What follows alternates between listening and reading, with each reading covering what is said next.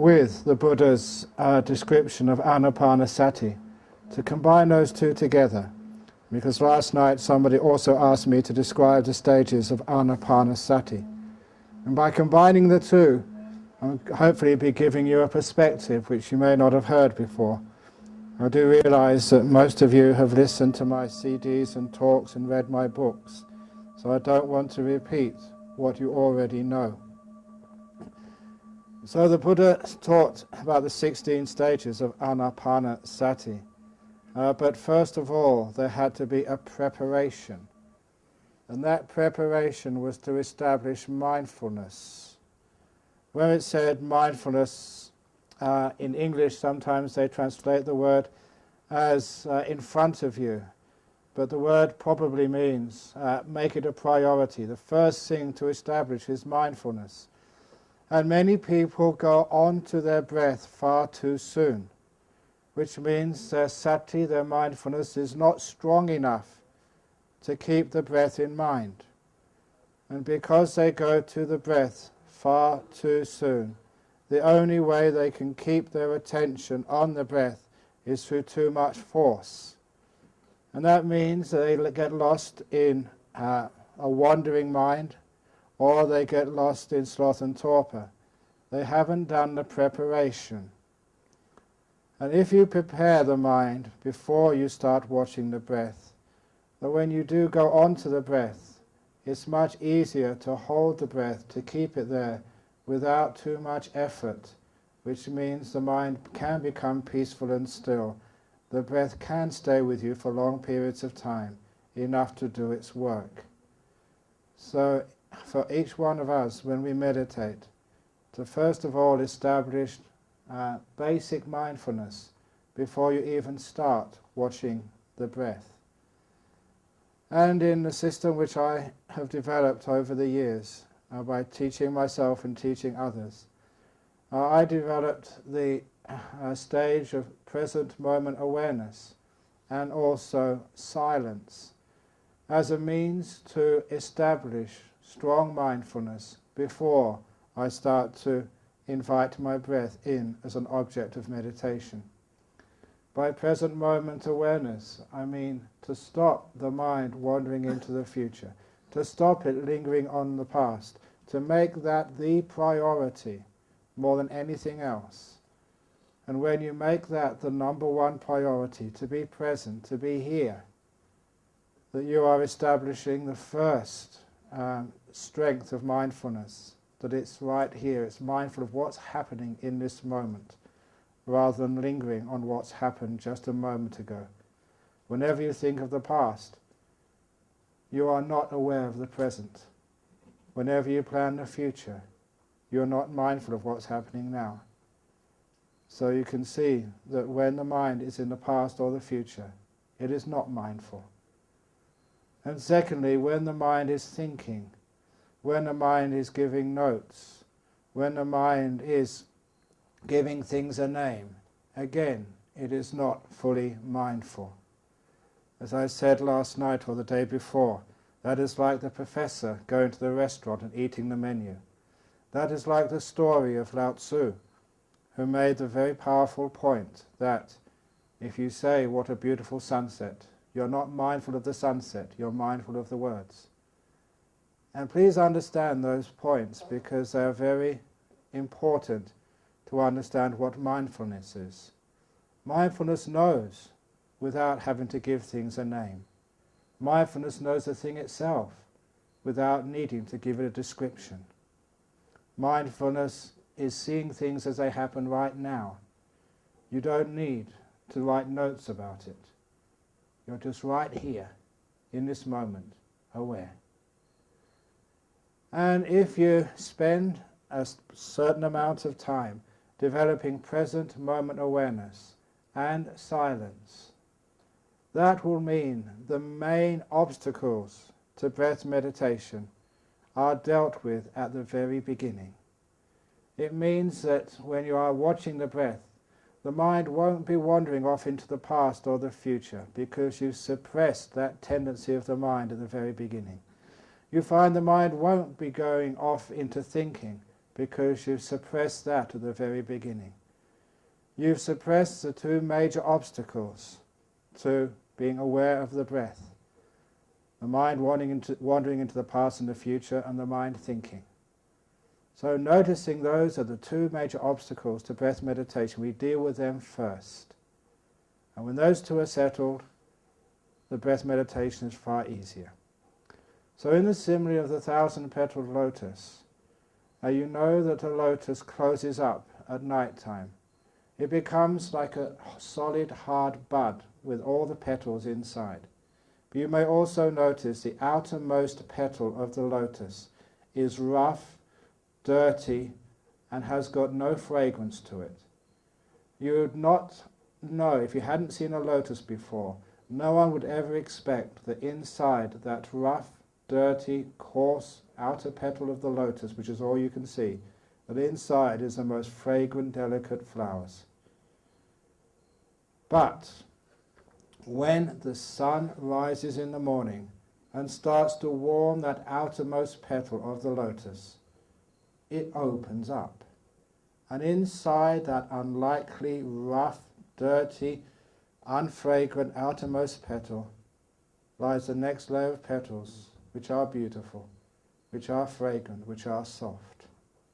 And inside that layer of petals, as that opens up in sequence because of the heat of the sun, that too opens up. And inside is an even more fragrant, beautiful, and delicate layer of petals. And inside that is the next level. Inside that is the next level. And this is the way of meditation. We start with our rough mind, an aching body, an old body, a mind and body which maybe hasn't rested enough because people have been snoring again. Whatever it is, this is how we start. But if we allow our mindfulness to remain on this, it usually opens up. And inside we see what I call the first layer of petals, which is present moment awareness.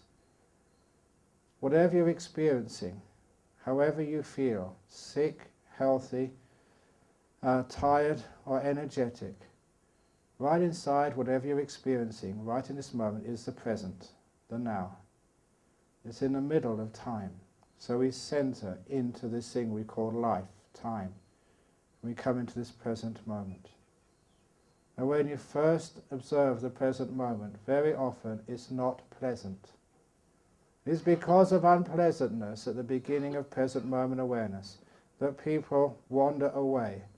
They prefer the fantasies which you can create yourself.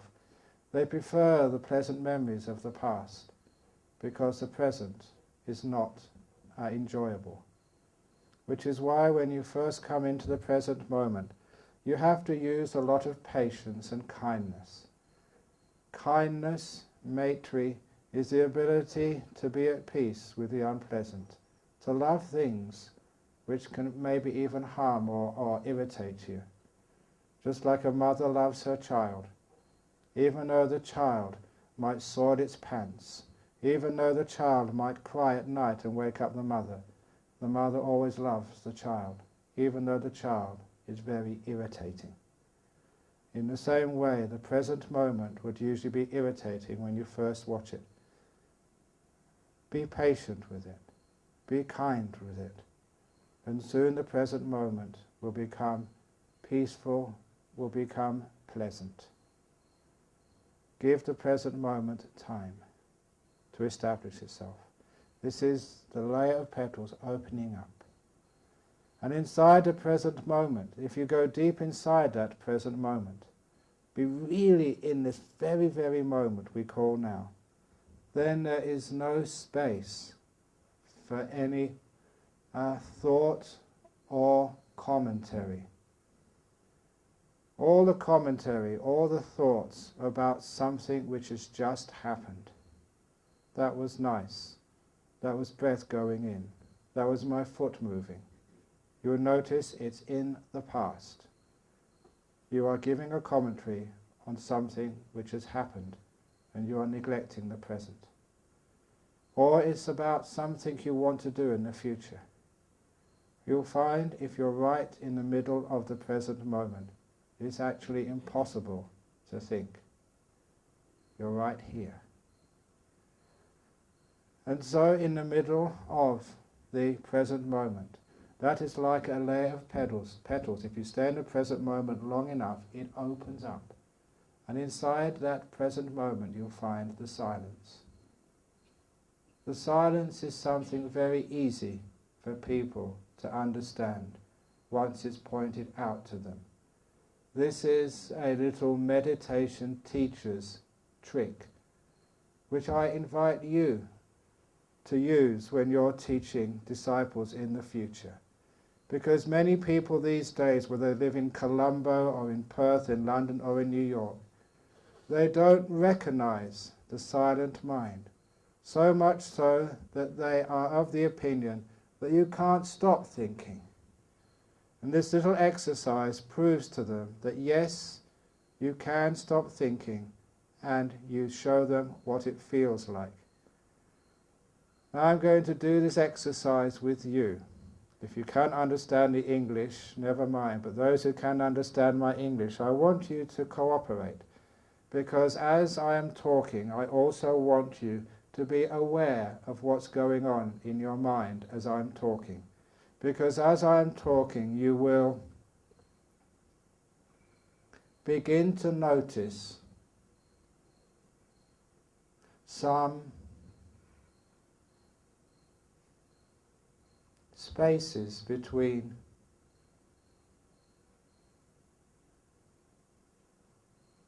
my words. In those gaps, what was going on in your mind? You were aware, but you weren't thinking, because you never knew when I was going to start speaking again. You were waiting silently in the moment. That's what silence, there it is again. That's what it feels like. It's very helpful to teach people with a little exercise like that what silence feels like. And they realize it's not hard to be silent. They just need to wait in this moment, not running off into the future, not describing things or taking notes. Just being here. And that is a good taste of what mindfulness is, and the amount of mindfulness which is necessary to be able to watch the breath with ease. So we establish mindfulness first of all, and then in the first and second steps of Anapanasati, we just know the breath, a long breath or a short breath. I've combined those first two stages. I believe it's a mistake to think one should do long breath first, then short breath afterwards. Sometimes your breath is neither long nor short, it's in the middle. Sometimes it's very long, sometimes it's medium long, sometimes it's only just long. All that particular instruction means is that you know whether the breath is going in sort of long or medium or short, in order to give you something to make the breath more interesting. In other methods of meditation, instead of knowing whether it's a long breath or a short breath, we can count the breath. Breathing in one, breathing out one. Or in one method of meditation, which I learnt as a student, you breathe in a long breath, deliberately long, and you count 9 to that long breath, breathing in 1, 2, 3, 4, 5, 6, 7, 8, 9, just so that 9 coincides with the end of the in-breath. 9, 8, 7, 6, 5, 4, 3, 2, 1. So you finish when the in-breath finishes. And that has a great advantage of throughout just one breath, one in-breath, one out-breath, you have to do many things, count 1 to 9, which doesn't give your mind much of a chance to wander off. It is another example of the first two stages of Anapanasati, just to get the mind to know the breath and to give it some extra point of interest, either counting it or knowing whether it's long or whether it's short. Obviously there are other methods which you can use other than counting. And one of those is using mantras along with the breath. Many of you know the famous Thai forest mantra of using Buddha with the breath. As you're breathing in, you chant Bud, silently to yourself. As you breathe out, To, Buddha. Because many Northeast Thais were so faithful, the word Buddha had such an important meaning to them, that it made the breath very interesting, as they were chanting Buddha, Buddha along with the breath. And of course there are many other mantras which you can use. You don't have to just use that mantra. In fact, you can use your own mantra. One of my disciples in Perth used a mantra which was very effective for them. So as they breathed in, they mentioned the word peace. As they breathed out, let go. Peace, let go. Peace, let go. Breathing in peace, breathing out, letting go. And what that did when they kept repeating that very simple instruction to themselves with every breath, any psychologist knows that you will have some more peace. You will let go because you are conditioning yourself to do that with every breath. Breathing in peace, breathing out, let go. Breathing in peace, breathing out, let go. So that worked for them. So I encourage you, if you are doing breath meditation, to experiment, to maybe use a traditional mantra or to make up your own mantra, which helps you stick with the breath at the very beginning. The point is, you're making the breath interesting. Interesting so it's easy to pay attention to. Because without that interest at the very beginning, the mind gets bored and you start picking up the past or the future. Or you start just falling asleep because the breath is not interesting for you. So you can start with that. One point which I have to make is that you do not need to watch the breath at the tip of the nose or the belly or anywhere else. Remember, the Buddha said to know the breath going in, going out. He never said where. And as I mentioned earlier, I think last night in the questions, when I was a very young meditator, still a layperson, I suffered from hay fever, Tina Pupa Roga in the commentaries. Apparently they knew about it in India 1500 years ago. It's the sickness of grass and flowers. In other words, the pollen gives you a reaction which makes the mucus come out of your nose and your nose soon gets blocked. And that happened to me so much that in many times of the year I could not watch the breath at the tip of my nose. The reason was my whole nose was blocked, so I could not breathe that way. And I thought that meant I would never be able to be a good meditator. But actually it helped me, because I realized that you don't need to watch the breath at the tip of the nose. Wherever the breath is happening, you can watch it there. In fact, I've taught many people, don't even be concerned about where the breath exists, where it occurs. As long as you know the breath is going in, as long as you know it's going out, you don't need to know where it's going in or where it's going out. And in fact, that helped me enormously, because I just knew breath going in, or I knew breath going out, and I had no idea where in my body that was occurring. It helped me let go of the physical sensations of the body very easily. If you're watching the tip of the nose, it means that you have body awareness. That fifth sense is turned on, which makes it very hard for you to let go of the pain in your knees or in the itch on your head. But if you turn off the body awareness early, you just know the breath is going in, breath is going out, you don't know where, it's very easy to also ignore the aches and pains elsewhere in your body. You're letting go of the bodily sensation, the bodily sense, that bodily ayatana, very quickly. So it helps. So even these days, when I watch the breath, I don't know where the breath is happening. It's just going in, going out. I remember on one occasion, just for an experiment, my breath was getting very smooth and peaceful.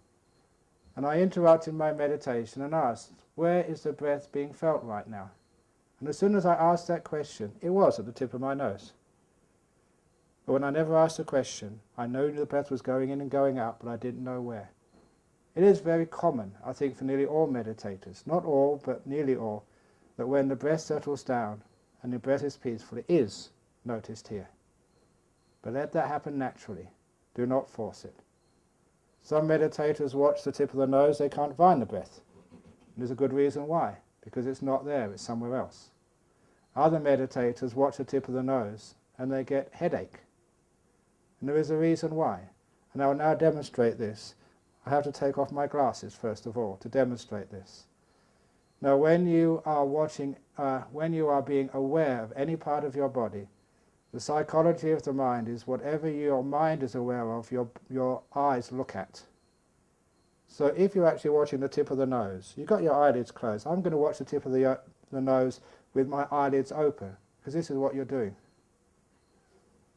You'll be watching the tip of your nose, and underneath your eyelids, if I could peel them back, you'll be cross-eyed like this.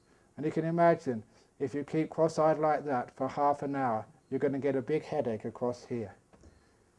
And, and this is true. Many meditators complain about headache across here. And the reason is that focusing so much on the tip of the nose, the eyes are strained, also watching. You're not aware of that because you're watching the breath, not your eyeballs. But you'll find that's what the eyeballs are doing. So it's much more helpful just to be aware of the breath and don't care where that breath happens to be located. Then it becomes, again, much easier. So you're watching the breath. This is where the silence opens out. And in that layer of petals, right in the middle of the silence, is the breath. That is one of the best ways of meditating, where you don't choose to watch the breath, but the breath comes into your mind by itself. Because you're in the present moment, because you're silent, not thinking, because you're sitting still, basically that's the only thing moving. So that's why you're aware of it. The layer of petals of the breath lies right inside the silence, inside the present moment. Now the beauty of the simile of the lotus is you don't need to move on to another lotus. You don't go on to another stage of meditation. You stay where you are. You don't move. And you go deeper into the stage where you are now. And right in the middle of the stage you're in now is the next stage. You don't throw things away to go on to the next stage. It's not like moving from one room of a house into another room. It's like you stay in the room you already are in and go to the middle of that room where you find the next room. So you never go on to the next stage of meditation. You always go in to the next stage. And the next stage is always right in the middle of where you are now. The next layer of petals is in the one you see now. You just need to open it up with patience and mindfulness. That's what opens up the petals. So with patience and mindfulness, you're in this watching the breath. Just the breath going in, the breath going out. And of course you can understand, you've probably experienced this many times yourselves. But first of all, you may just notice the breath going in, the breath going out. You may be sort of counting the breath. You may be doing a mantra with the breath. But after a while you see more and more and more of the breath. As the mindfulness becomes stronger, you see more of what you're watching. And this is where you start to be able to notice the very first sensation of the in-breath. When the in-breath just begins, there's a particular sensation of the beginning of the in-breath. And that's followed by another sensation, another sensation, another sensation. As the in-breath continues, its process, until it gets to what I perceive as the peak, the strongest sensation of the in-breath, and then it starts to fade away. For my in-breath, the peak is about 3/4 of the way through the breath. So it builds and builds and builds to its peak, and then it quite quickly fades away again. And you can notice that last sensation of an in-breath before the in-breath stops. And there's a pause. The out-breath does not begin immediately once the in-breath is finished. There's a pause there, and you notice that pause. It's very important as a meditator, if you want to go to deep meditation, to notice pauses. To be able to be aware when there's nothing happening. Because that is a great skill which will help you later on in meditation. You don't always need to be aware of things occurring. To be aware of emptiness, of vanishing, of things have disappeared. And be able to stay with that long enough to be able to understand it. So you're aware of this pause, this gap between the in-breath and the out-breath. And then you see the birth of the out-breath, this first sensation when an out-breath begins. And see that too grow, grow, grow, as there's thousands of sensations in one out-breath. And you notice many of them until the out-breath is finished. And then there's another pause. This is being aware of the full body of the breath, the third stage of Anapanasati, Sabbakaya Patisangvedi. As many people know that Sabbakaya Patisangvedi doesn't mean you're aware of your physical body. It means that particular body called the breath. That particular process called breathing. The whole sequence of breathing from the beginning to the end. And you will know now that your mind is so full with these sensations, it's very difficult to have any space for a thought or even sounds from outside, because you're aware of a sound, you're not aware of the breath. If you're aware of a feeling in the body, you're not aware of the breathing. If you're aware of a thought, you've lost the breath. And very often you may lose the breath a little bit, but you're mostly aware of the breath. Until you're aware of so many sensations of the breath, that's another layer of petals has opened up. The full awareness of the breath, the Sabbakaya Patisangvedi, that exists in just the ordinary in-breath and out-breath. It's just a development. You don't need to think, oh, I've been watching the in-breath and out-breath, now I will go on to the next stage. These all happen quite naturally. You're just being aware, you're being patient, and these petals open up one after the other. The next thing which happens, according to the fourth stage of Anapanasati, you have to calm that bodily sankhara. And of course, you don't do this through an act of will, it happens quite naturally. As you're watching the breath, the full awareness of the breath, it calms down, it becomes more still because you are not interfering, you're not doing anything. Remember, the way to get a glass of water perfectly still is not to hold it still, but to put it down. The way to calm that bodily function called the breathing is not to try and calm it down, but to let it calm down by itself. That's like a leaf. Its natural state is to be calm. You leave it alone, and it becomes calm. An example of this, again an old teacher's example, is I want you all now to be aware of the saliva in your throat, or in your mouth. Now it's a problem. A minute ago, your saliva was no problem at all. It was peaceful.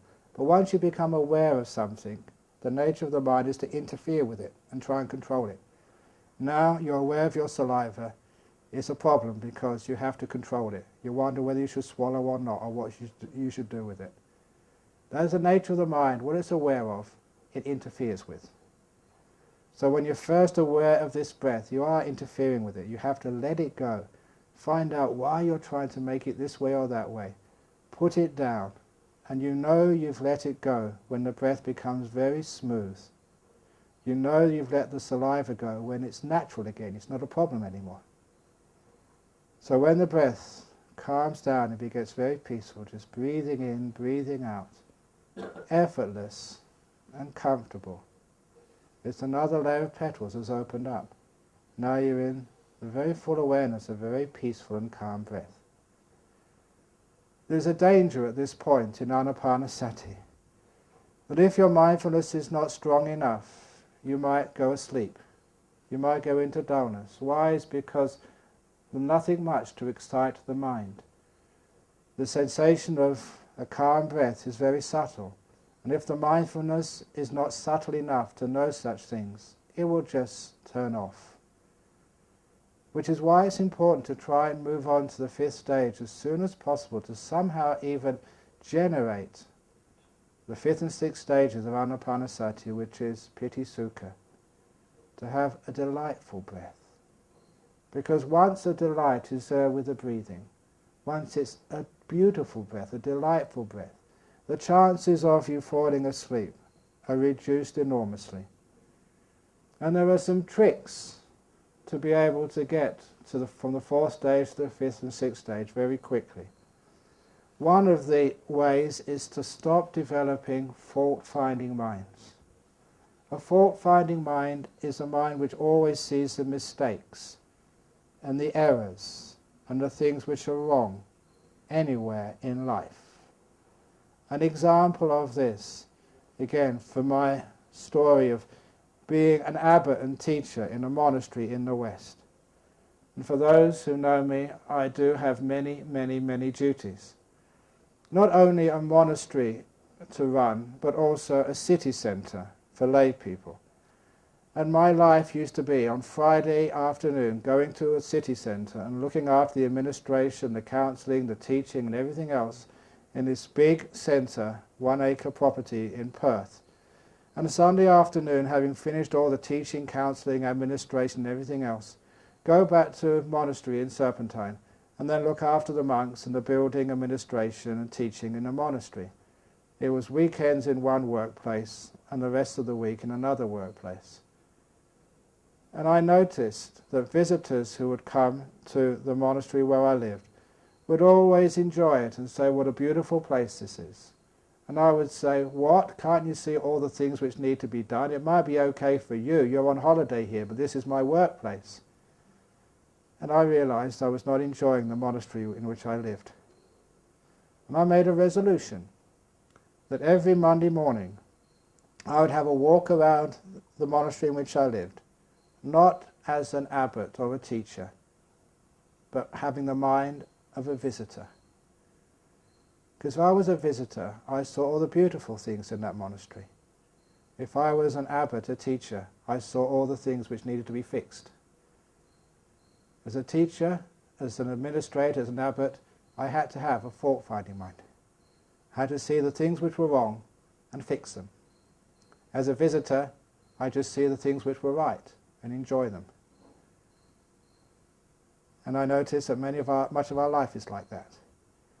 It's much better to have the mind of a visitor than a manager.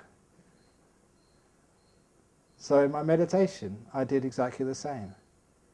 Instead of seeing all the faults in my meditation, I'd only got as far as just full awareness of the breath. No nimittas. You hopeless monk, you should know better than this. That was the manager and fault finder. And that stopped me going deeper. And then I had a visitor. Like, I imagined myself being a new meditator. I got to full awareness of the breath. That's brilliant. Well done. And I had so much gratitude that I got to the next stage very quickly. If you have a fault-finding mind, it's very hard to progress in meditation. You always see the wrong. You never see the beauty. So even in this meditation retreat, I don't know, there may be many things wrong. There may be many things you were complaining about already. That's called a fault-finding mind. You may be complaining about the other monks in this retreat, the lay people, the nuns, the women, the organisation, the food, the rain, the cold. If you have a fault-finding mind, you'll never get any piti sukha. So instead, change the mind. Instead of fault-finding, what a wonderful thing this is, that you can come on a retreat, especially you lay people. You're very special. This is supposed to be just for monks. So the fact you're here today should give you so much joy. and so grateful that you shouldn't have any complaints at all. And you monks, the fact you've come here and you're being supported, looked after, isn't it a wonderful thing? Yeah, it could be better, but it's pretty good as it is. And if you develop the opposite of the fault-finding mind, the mind of gratitude, it's much easier to develop piti sukha. Wherever you are, whatever you're doing, you're grateful, and you can see happiness and joy so easily. So if you develop the happy mind during the day, happy that you have food to eat today, happy you've got a place to stay, happy that yes, it's raining but you've got an umbrella, that happy mind, that positive mind, is very important to help you progress very quickly into the deeper stages of meditation. Many meditators are afraid of happiness. Unfortunately, that some teachers, and really they should know better, have kept on saying, be careful of happiness in meditation, you'll get attached and you will not be able to proceed into deep meditation. And I think each one of you know the teaching of the Buddha well enough to know the sutras, and you can see in so many places. I quoted the other day the Arana Vibhanga Sutta, where the Buddha said there are two types of happiness, two types of pleasure. There's Kama Sukha, which is the pleasures of the body of the world. And he said that's called Milha Sukha, like urine. You should not sort of follow such happiness as a monk. But then there is the happinesses of the mind, in particular the four jhanas, which the Buddha said, Na bayita bang, asewita bang, bhaveta bang, bahurikata bang. They should not be feared. That they should be developed, they should be followed. Asewita bang, bahurikata bang. They should be made much of. He made a point of encouraging monks, nuns, upasakas, upasikas, who are interested in developing their minds, to encourage, establish, to follow and develop the inner happinesses of the mind. So please keep looking that up until you are totally convinced that it is advisable, it is encouraged by the Buddha to develop the piti sukha, especially which is developed at this stage of meditation. So you're not afraid of it. In fact, you look for it, you encourage it. When it happens, well done. You're opening up another layer in the petals. So what usually happens from the stage of full awareness of the breathing, from the beginning to the end, quite naturally it starts to get happy as long as you're looking for it, as long as you're aware of it, and when it happens you don't reject it. The piti sukha are coming up. And when you open up those layer of petals, that's when the petals become very beautiful and fragrant. And because the meditation, the breath is so delightful, you can sit meditation for a long period of time without any effort. In fact, it's hard to get out of the meditation. Many of my students who are on retreats such as this, where they have to keep 8 precepts, the bell goes for lunch. Now these are lay people who live in the world of the 5 senses and who like their food. Sri Lankans, you like eating. All Asians like eating. Wherever you go in Asia, whatever time of the day or night, even the middle of the night, sometimes my flight arrives late at night, there's always restaurants with people eating in it. 1, 2, 3 o'clock in the morning. There was a retreat I gave in Malacca in early November, and I had some disciples from Singapore, Malacca is in Malaysia, come. And after the last talk and meditation finished at 10 o'clock, they was on 5 precepts. What did they do? They went out for supper. And because they were at supper, when they came into the meditation center, the gate was locked. They came about 11:30 and they had to climb over the gate to get back in. It's impossible to stop Chinese people eating in the middle of the night. And I think maybe Sri Lankan people as well sometimes. You love eating. Now imagine a person like that, when it gets to 11 o'clock and the bell for dana, and they're having a wonderful meditation, and they have to choose a conscious choice between having lunch or staying in their meditation and knowing they're not going to eat until the following day. And so many people carry on meditating. They're having such a wonderful time, they'd rather go without food than go without their meditation. Now I hope that happens to some of you monks.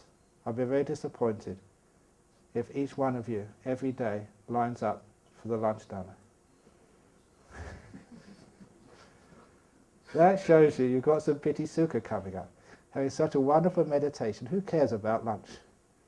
Now that's the level of piti sukha which is coming up. It's so nice, so wonderful. Now it's because you have such piti sukha that obviously the mind is not going to wander anywhere.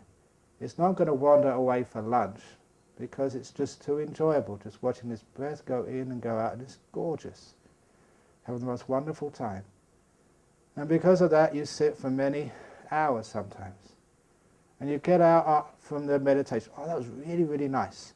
You look at the clock, my goodness, 3 hours have gone past. And you haven't got any sort of aches and pains. It's natural, you haven't forced yourself. You're not trying to get into the Guinness Book of Records from the meditator who could sit the longest. This is just natural. And when this happens naturally, it shows that piti sukha is coming up. Now you're getting into the really good meditations. I've been teaching for a long time that once you get to that 5th and 6th stage of meditation, then great, you're off. I don't need to do very much, just give you a little bit of instructions now and again. But once you get piti sukha coming up, you're going to have a great time. And you're really going to meditate a lot. Why? Because you're enjoying it enormously. One of the most wonderful things you can do. Yes, you're going to get attached. What a wonderful thing it is to get attached to meditation. It's much better to get attached to meditation than be getting attached to girls, TV, money, or whatever else you get attached to. Sure it is, attachment to the pleasures of the mind will stop you becoming an arahat, but it won't stop you becoming an anagami. I think many of you will be very happy if in this life you reach an anagami. So don't worry about the attachment to the pleasures of the mind. It's the other attachments which are the problems, not the attachments to the pleasures of the mind. So go for it, get into it. And that pleasure, quite naturally, just calms down by itself. The 7th stage of anapanasati. Now you notice I haven't distinguished between the piti sukha stage, because basically it's very difficult to distinguish piti sukha. And I state here the only time that anyone is competent to distinguish from piti and sukha is if they've got a 3rd jhana. That's the only time that piti disappears. And now you know what piti was and what sukha is. So this stage is just joyful, it's happy, enjoy it. Sometimes that joy can get a bit too exciting, which means that your meditation starts to fall apart. So just keep it calm, get that type of joy and happiness which you can maintain for long periods of time, a very smooth and joyful happiness. Oh, sorry, so that I've missed the 7th stage, which is just experiencing the whole citta sankhara, the feeling of piti sukha, and then calming it down is the 8th.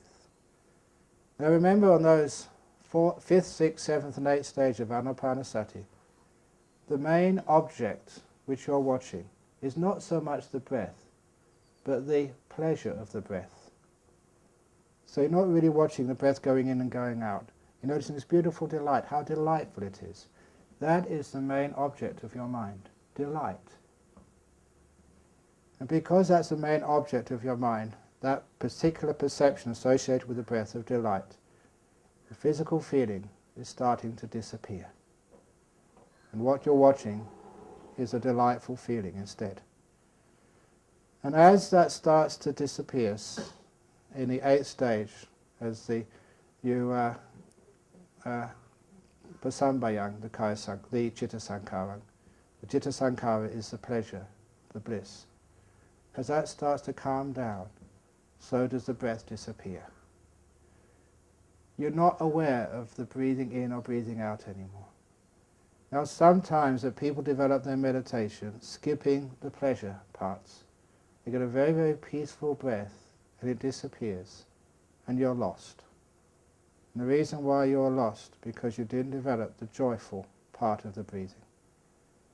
If you develop the joyful part of the breathing, it's a sign your mindfulness is getting stronger and stronger and stronger, because the joy of the mind is the strength of mindfulness. Later on I'll give a talk about mindfulness and how it develops in meditation, and how the very powerful mindfulness is, not only can we see very deeply into things, but also experience a lot of joy and happiness. The sign of a powerful state of mindfulness is the joy. Just the mind's energy is happiness. So as the mind becomes very, very joyful, if the breath disappears then, you still have something to watch. The joy, the pleasure of the mind. And it's at that stage that this nimitta starts to arise. The ninth stage of anapanasati, chittapati sangvedi. The pabhasara citta, without the hindrances. Beautiful, brilliant. There may still be a few lingering hindrances there. Sometimes the hindrance which really comes up the first time you see a nimitta, as many of you have already told me, is doubt, the vicikicca. Is this a real nimitta? Am I imagining this? Is this somebody shining a light into my eyes? It's astounding how many people have doubt when nimitta comes. And sometimes you ask why. And I think especially for many Westerners, you have low self-esteem. You think that, a person like me can't get nimittas. They are nimittas, they are real. 99, this is just from my own experience, 99.9% of the time it's real nimittas. So you can trust that what you're seeing is a real light. But if you have been practicing according to the steps of anapanasati, it's already quite joyful, because the breath has been joyful. So it's quite brilliant. What's happening here, as this, go back to the simile of the lotus, this full awareness of the breath, it opens up into these beautiful lotus petals, the piti layer of petals, the sukha layer of petals, the very refined piti sukha levels, as you start to calm down. The next stage is right in the one you're in now. So don't move and think, I've got this stage, what should I do to get to the next stage? Well, the answer to that question is, what should you do to go to the next stage? Is nothing. Be mindful and wait. Be patient. The petals open up by themselves. You can't force them open. Don't do anything. Be still, be mindful, and petals open up one after the other in a natural progression. If you do something, you're moving on from where you are to something else. Your mindfulness has moved. It's not shining on this layer of petals. So keep still. Mindfulness is opening up more petals.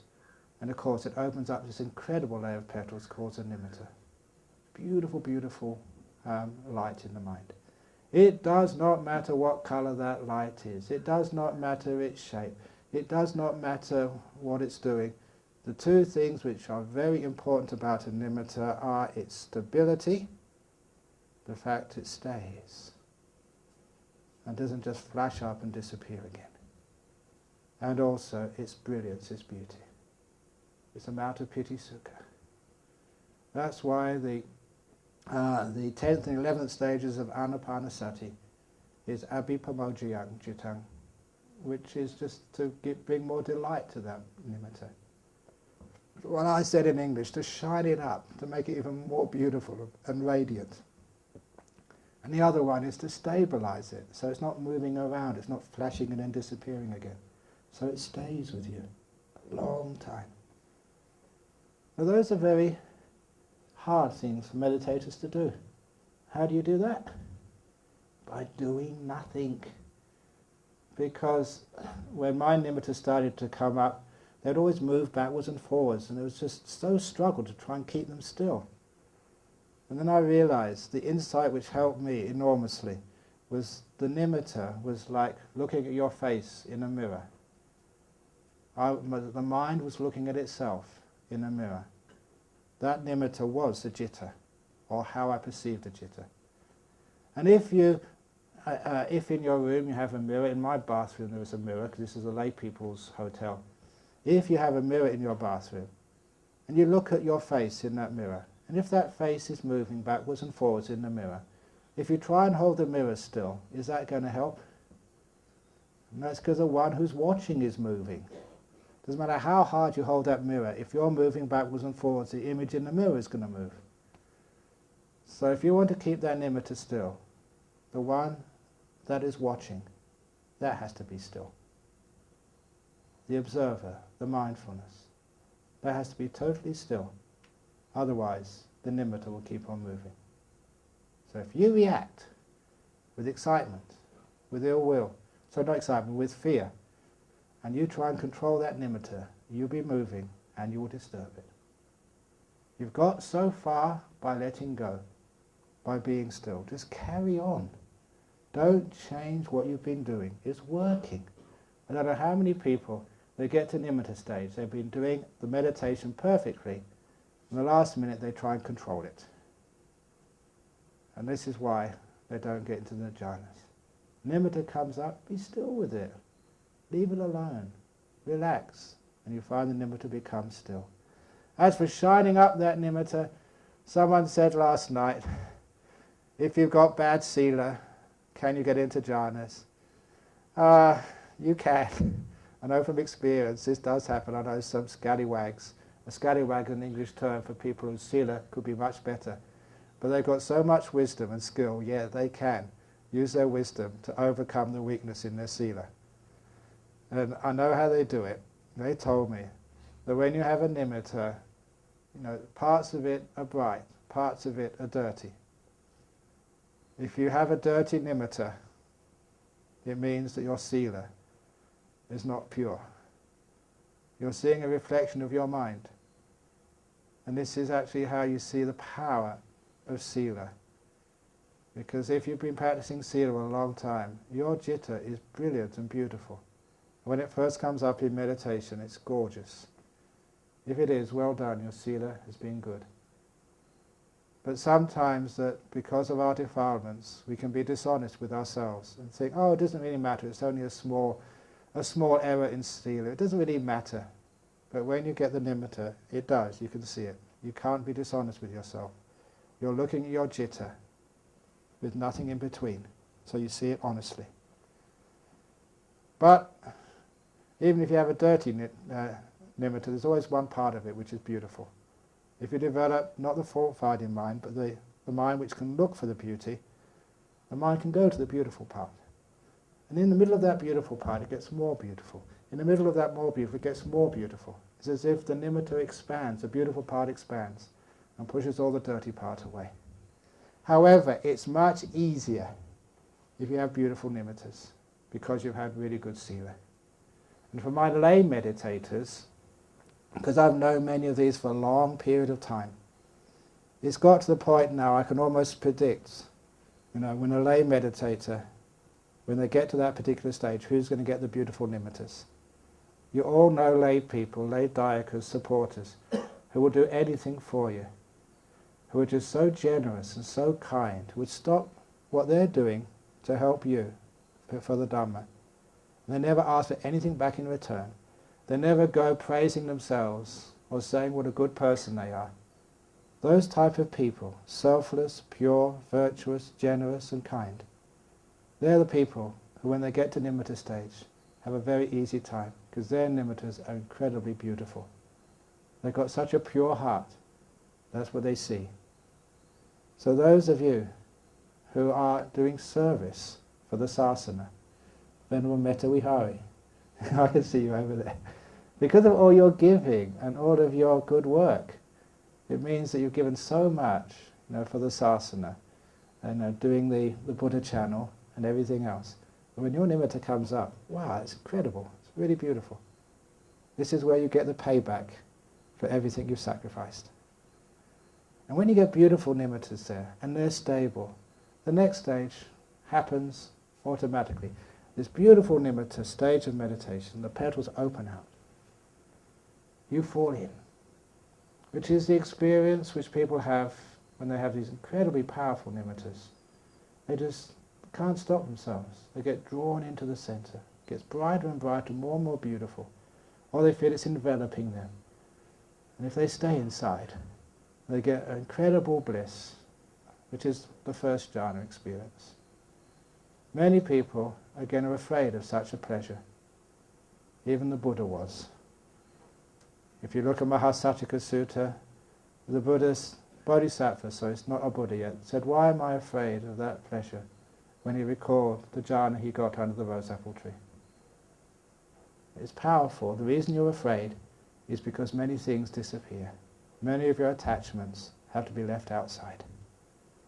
And it's fearful to lose total control, just to totally let go and have trust in this very, very powerful, blissful experience.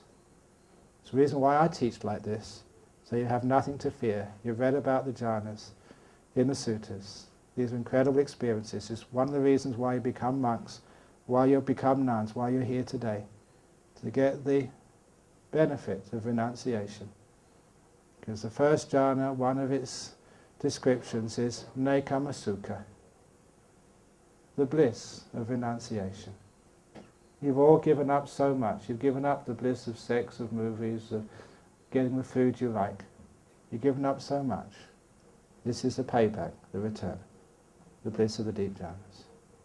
So the petals have opened up an incredibly beautiful set of petals of the jhana. And inside that first jhana, you don't move on to a second jhana. You just are in that first jhana and the petals open up, and inside is incredibly beautiful second jhana. Inside that is the third, inside that the fourth. Inside the fourth jhana, after a while the fourth jhana, you think that's the ultimate, you can't go more than that, but it opens up. And there you have the first arupa. And you stay there for however long, and that opens up. And you're going deeper and deeper in. This is the experience of what happens. Yeah, sure, if you have experience of these states, before you enter, then you can make adhisthana. I will get into the second arupa or whatever. And then that would work. But for the first times anyway, you can't make an adhitthana when you don't know what you're adhitthanaing for. You haven't got experience of what these jhanas are, what the arupas are. They happen naturally, they just go in, in, in. The petals unfold and unfold as you go deeper in. That is actually the way the meditation works. I've only got to the 12th stage of Anapana, Vimochayam Chittang, freeing the mind. Freeing the mind from what? Freeing the mind totally from the five senses. Freeing the mind from the hindrances. There you're in the jhanas. Was it vivichehi kamehi, vivicha kusalehi dhamehi? Free from the five senses and free from the unwholesome dhammas, always described as the five hindrances. Having enormous amount of pleasure, still peaceful. And later on I'll tell you how, when you come out afterwards, that gives you the evidence to understand what the Buddha taught, the basis for insight. But that's how Anapanasati works. To sum up the talk, the most important part of this talk, or two important parts, is first of all, you don't need to go on to the next stage of meditation. Any of you who ask, I've got to this stage, what do I do next? That is a wrong question. You got to this stage, stay there. Don't try to go on to another stage. Go deeper into that stage. Stay where you are. And then you'll go to the next stage. Don't destroy what you've done already by trying to get somewhere else. Stay where you are. The next stage will come to you, from right within where you already are. That's such an important teaching in meditation. That will help you enormously. Because it means wherever you're experiencing meditation, wonderful, fine, stay there. Sloth and torpor, stay there. Don't try and get rid of it. Stay long enough, and in the middle of sloth and torpor comes a very delightful breath. It's in the middle, don't move. Keep still. Or in the middle of, so you got a nimitta, what do I do next? What do I do with this nimitta? Stay there, don't do anything. When you're still, the nimitta is still. And when the nimitta is still, it just grows in power. And please don't be afraid. Because sometimes the power of the nimittas is so great Even recently someone told me they thought they're going to go blind. So because it's a mental object, it's not a physical object, it's not affecting the eye at all. Incredibly powerful, beautiful. And sometimes you think you can't take so much happiness. Well, it must be wrong, I'm a monk, I'm not supposed to have bliss. You are. Enjoy. This is the pleasures of the monkhood. And you get even deeper and understand how those pleasures translate into Magga and Phala. Similarly, the lotus makes it very clear. The next stage is in, the one you're in now. And that's how Anapanasati works. The second point, which is important, is don't be afraid of the pleasure. Develop it. Don't have a fault-finding mind in monastic life. Have a mind of gratitude, which doesn't find fault with other monks who are in your room. They may be sleepy, they may be not meditating, but just be kind to them. They're doing their very best. And feel wonderful. You're a monk, you've come on this retreat, well done. So have this beautiful positive mind, because if you have that positive mind, you will be looking for joy and happiness, and that joy and happiness will be there for you at the right stage. You'll be able to see the joyful breath, and you won't throw it away, and that will take you into very nice meditations. So that's the talk for this morning on Anapanasati, together with the simile of the 1,000-petal lotus.